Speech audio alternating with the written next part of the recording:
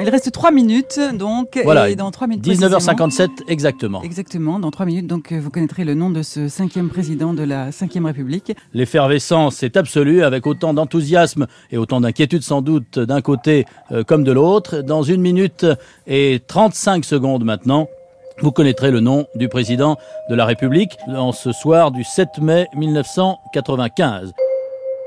Flashback. Il y a 30 ans, Jacques Chirac était élu président de la République. Une série au cœur de l'actu. Un podcast de la rédaction d'Europe 1. Il est 20h. Jacques Chirac est élu président de la République. Monsieur Jacques Chirac, élu président de la République avec 52% des suffrages. C'est l'estimation de BVA. Jacques Chirac, 52% des voix. Lionel Jospin, 48%. Monsieur Jacques Chirac est élu à la présidence de la République. C'est le 5e président de la 5e République. Élu au suffrage universel. Monsieur Jacques Chirac, estimation de BVA, élu président de la République. Et nous allons tout de suite au QG de Jacques Chirac avec Serge Marie en direct. Oui Olivier, écoutez, ça se passe de commentaires. Si quelquefois les auditeurs avaient raté le carillon de 20h et le nom du maintenant désormais président de la République, eh bien ici il suffit d'écouter les gens qui scandent son nom, Jacques Chirac, et puis qui crient on a gagné. On voit ici avenue d'Iéna devant le QG de campagne où les gens ont travaillé pendant plusieurs semaines à la victoire de leur candidat. Eh bien, tout le monde est au balcon, ils saluent leurs supporters qui sont en bas par milliers. Et vous l'entendez, il y a des gens qui s'embrassent, des gens aussi qui ont parfois les larmes aux yeux. Voilà, vous entendez, classique avec un énorme drapeau tricolore qui est déployé sur la façade de l'avenue d'Iéna. Alors beaucoup de vacarme autour de vous et Serge Marie opère vraisemblablement dans des conditions assez délicates puisque c'est une véritable ovation qui est déclenchée par les personnes qui étaient venues à la soirée électorale, qui depuis 19h se repaissaient de rumeurs courant sur des estimations préparées par les instituts de sondage, mais qui devaient attendre 20h pour laisser libre cours à cette explosion de joie que vous entendez. Serge Marie ? Oui, vous entendez, ça continue. Il y a toujours le drapeau bleu, blanc, rouge que l'on agite juste au-dessus des tentes qui servent à abriter les écrans de télévision devant lesquels sont massés quelques dizaines de milliers de personnes.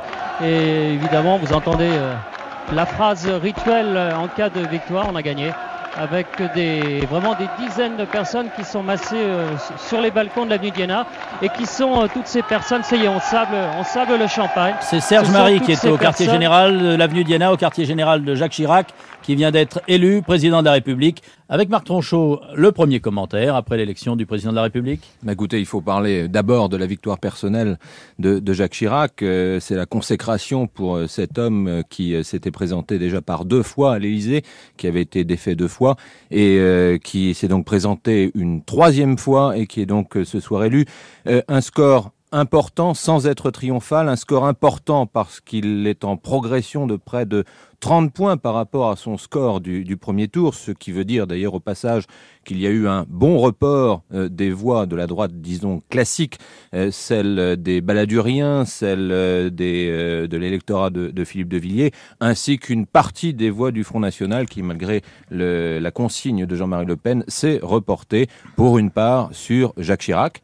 Et si l'on regarde les scores des précédentes élections, on s'aperçoit que si M. Chirac passe la barre des 52% ou se situe à 52% des voix, il est mieux élu que Valéry Giscard d'Estaing en 74, il sera mieux élu que M. Mitterrand en 81. Oui, il est moins bien élu que M. Mitterrand en 88. M. Mitterrand fait 54% des voix. Donc contre ça se le situe même Jacques Chirac. Contre le même Jacques Chirac. Donc le score de Jacques Chirac se situe dans une bonne moyenne. Je vous disais score important donc parce qu'en progression de 30 points par rapport à son score du premier tour.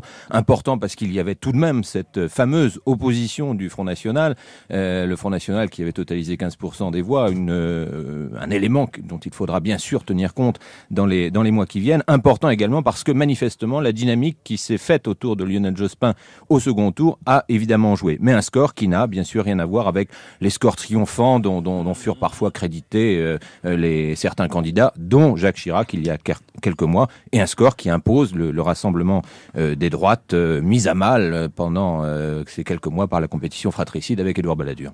Nous allons maintenant dans les terres d'élection de Jacques Chirac, en Corrèze, où nous retrouvons M. Chirac vote à Saran, là où Mme Chirac est élu municipal. Nous allons à Ussel-Corrèze où nous retrouvons Laurent Delpech. Eh bien écoutez Olivier, la pluie a cessé de tomber ici à Ussel pour ce résultat. Je me trouvais il y a quelques minutes encore au bar Taval, la taverne à Ussel, où il y avait là une quinzaine de personnes qui ont découvert sur l'écran de France 2 le visage du nouveau président Jacques Chirac. Beaucoup de Corréziens avaient effectivement décidé de rester chez eux pour suivre le résultat de ce scrutin, mais depuis quelques minutes, les voitures affluent dans les rues d'Ussel et les concerts de klaxons succèdent aux concerts de klaxons. Tout le monde converge vers la salle polyvalente où je me trouve à présent et les gens arrivent à pied, en voiture. Ceux qui habitent dans les environs sont au balcon et regardent passer ceux qui viennent eux-mêmes. La Corrèze a été fidèle à Jacques Chirac pour ce deuxième tour. Il y a eu une forte mobilisation. 2 résultats tests importants pour vous donner une idée. À Saran, le fief de Jacques Chirac, où il a voté ce matin, il y avait 275 votants. 215 personnes ont voté pour Jacques Chirac, il obtient 78,20% des voix. Et à la mairie d'Ussel, au bureau de la mairie, le bureau numéro 1 des 7 bureaux, Jacques Chirac a obtenu 75% des voix. Après ce triomphe local et cette victoire nationale, on va donc ici fêter le nouveau président à la salle polyvalente, mais aussi à l'hôtel des Gravades, un endroit privilégié pour Jacques Chirac depuis une trentaine d'années maintenant.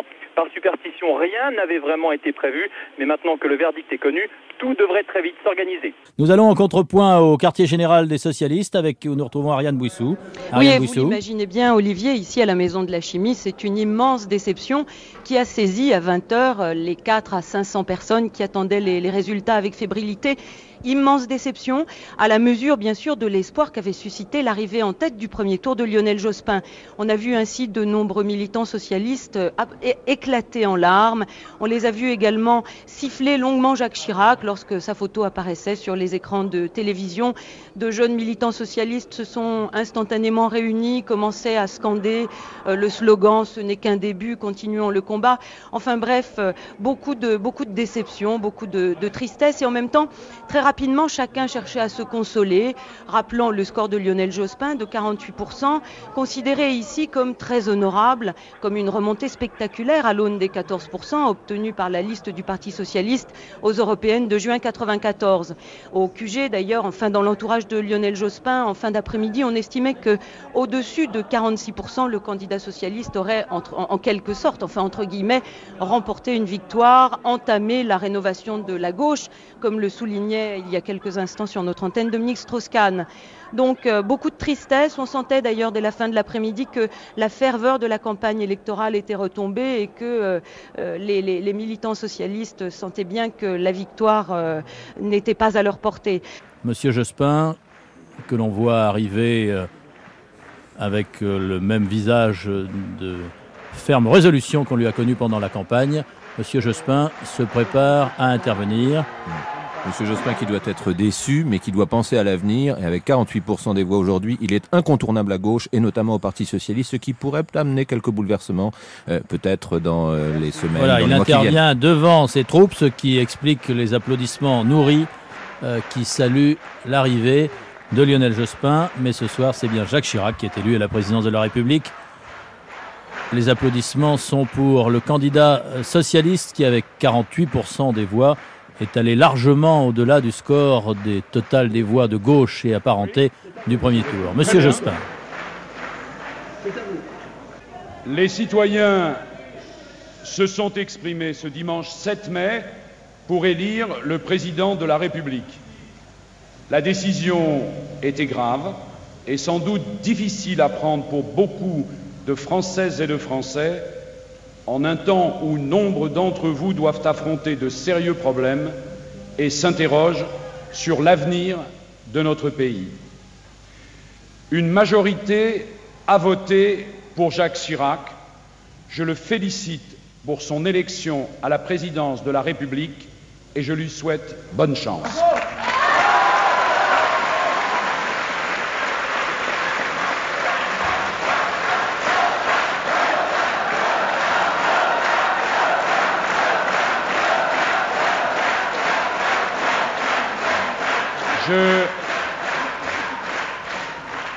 Je salue François Mitterrand au moment où s'achève son second septennat. Je remercie chaleureusement les 15 millions de Françaises et de Français qui m'ont apporté leur suffrage. Dans ce grand moment de confrontation démocratique qu'est une campagne présidentielle, j'ai senti se créer autour de ma candidature et de mes propositions, un profond mouvement de renouveau.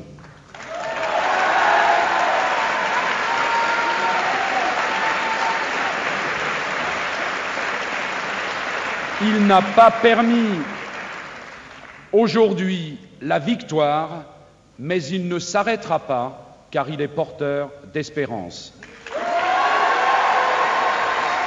J'invite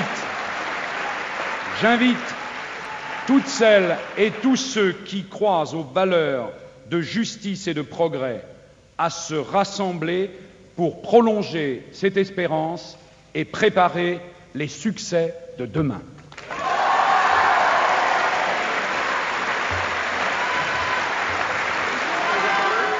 Nous allons retrouver à Clermont-Ferrand Alain Delmas. Monsieur Valéry Giscard d'Estaing vient de rendre public le télégramme qu'il a adressé au président de la République élu, son ancien Premier ministre Jacques Chirac. Alain Delmas. Effectivement, monsieur Valéry Giscard d'Estaing, installé ce soir à l'hôtel de la région Auvergne à Chamalières, n'a pas souhaité s'exprimer devant les micros et les caméras. Et c'est donc par un télégramme adressé au nouveau président de la République que Valéry Giscard d'Estaing a fait connaître sa réaction. Voici la teneur de ce télégramme. Je vous adresse mes très cordiales félicitations pour votre élection à la présidence de la République. Elle récompense votre détermination et votre volonté politique qui ont réussi à surmonter tous les obstacles. Je souhaite que votre action réponde maintenant aux espoirs et aux attentes de tous les Français et que, dans la période de grands changements qui s'annoncent, elle affirme le rôle et l'influence de la France dans l'Union européenne et dans le monde. Et pour cela, vous pourrez compter sur mon appui. Bien cordialement, signé Valéry Giscard d'Estaing. Nous devrions maintenant entendre, dans les instants qui suivent, Monsieur Chirac. Madame Chirac vient d'arriver dans le salon de l'Hôtel de Ville, où est installé le podium sur lequel le nouveau président de la République doit intervenir. Madame Chirac s'installe au premier rang des hôtes du maire de Paris ce soir. Première intervention officielle du président de la République dans les salons de l'Hôtel de Ville. Monsieur Chirac, à toutes et à tous. Président de la République. Mes chers compatriotes, à l'heure où je parle, les résultats connus montrent que vous avez décidé de me confier la plus haute charge de l'État.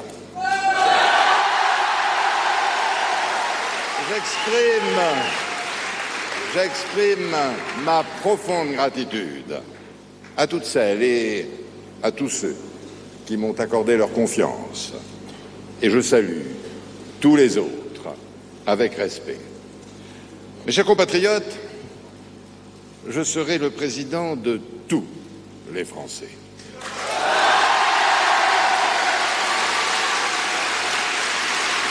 Je mesure la gravité des responsabilités qui vont être les miennes.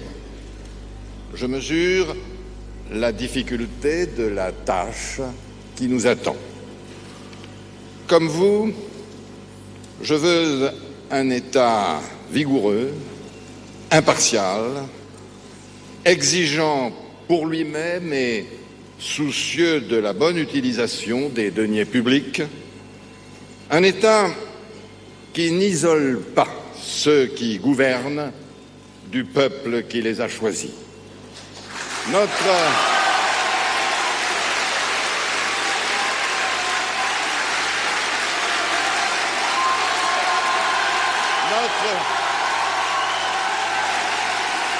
Notre bataille principale a un nom, la lutte contre le chômage. Les remèdes classiques ont fait long feu. Il faut une nouvelle approche, de nouvelles méthodes. Il faut, avant de prendre quelque décision que ce soit, se poser la question, est-ce que c'est bon pour l'emploi ? Toutes les initiatives seront soutenues, toutes les énergies seront mobilisées, toutes les réussites seront encouragées. Et il en sera de même pour la lutte contre l'exclusion.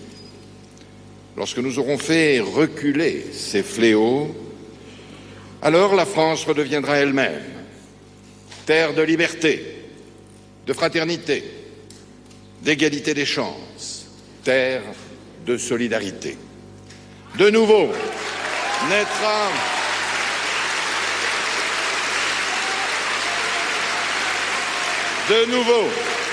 naîtra dans notre pays l'espoir de l'ascension sociale. De nouveau, le progrès sera attendu et l'avenir désiré. De nouveau, la patrie des droits de l'homme rayonnera dans le monde. Et de nouveau, la France sera le moteur de l'Union européenne, gage de paix et de prospérité pour notre continent. Ce soir, je pense à mes parents. Je pense aux patriotes, simples et droits, dont nous sommes tous issus. J'aurai accompli mon devoir si je suis digne de leur mémoire. Soyons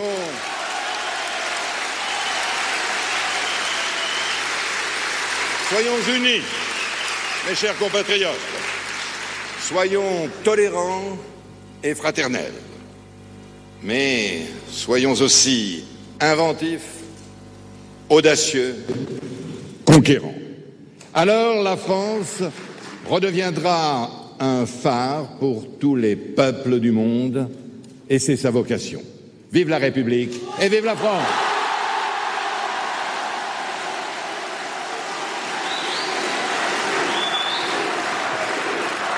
Nous allons maintenant sur les Champs-Élysées où nous retrouvons Laurence Ferrari. Laurence ? Oui, Emmanuel. Quelle est l'ambiance ? Oui, l'ambiance, écoutez, c'est la liesse. Je suis avec un cortège qui est parti de la place de la Concorde et qui remonte vers l'Étoile en tournant indéfiniment. Alors, il y a des scooters qui agitent des mouchoirs blancs, il y a des camions de cirque qui ont sorti la corne de brume pour l'occasion, puis des voitures klaxons bloquées et même des vélos. Alors, j'ai à mes côtés plusieurs jeunes gens de 18 à 21 ans qui ont voté pour la première fois. Alors, quel effet cette élection ?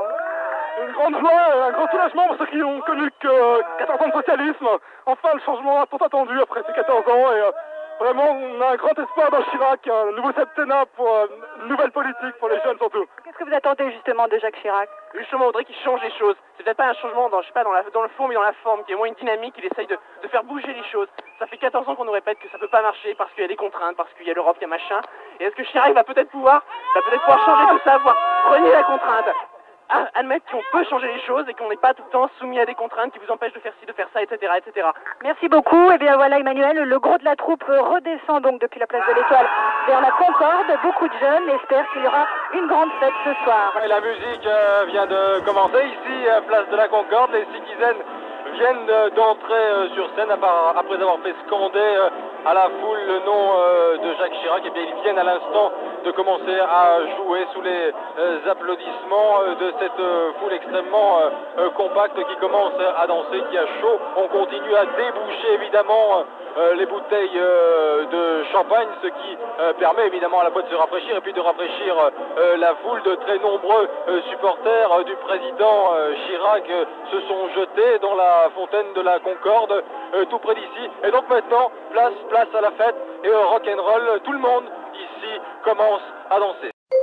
Vous venez d'écouter Flashback. Il y a 30 ans, Jacques Chirac était élu président de la République. Une série au cœur de l'actu, un podcast de la rédaction d'Europe 1. Écriture, Caroline Garnier. Réalisation, Clément Ibrahim. Archives, Sylvaine Denis, Laetitia Casanova et Antoine Reclus. Promotion et coordination des partenariats, Marie Corpet. Pour ne pas manquer tous nos éclairages sur l'actualité, abonnez-vous. À très vite sur toutes vos plateformes d'écoute, le site et sur l'appli Europe 1.